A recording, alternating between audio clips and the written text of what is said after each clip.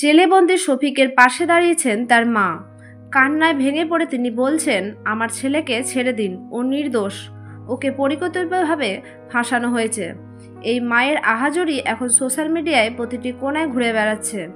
ভিডিওতে দেখা যাচ্ছে শফিকের মা চোখের জল মুছে বারবার বলছেন, ও কোনোদিন কারো ক্ষতি করেনি, ও তো শুধু ভিডিও বানাতো, নাচতো, আমার ছেলে খারাপ না।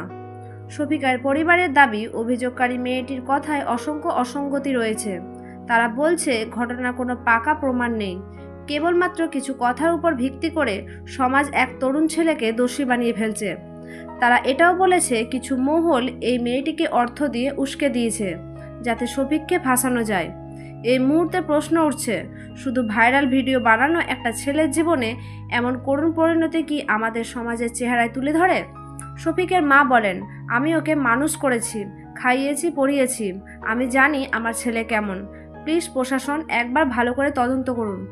এই দাবি কি এক অসহায় মায়ের আর্তনাদ, নাকি এর পেছনে লুকিয়ে আছে বড় কোনো সত্য? শেষে আপনাদের জিজ্ঞেস করছি, আপনি কি মনে করেন শফিক দোষী, নাকি তাকে চক্রান্ত করে ফাঁসানো হয়েছে? আপনার মতামত দিন কমেন্টে। ধন্যবাদ।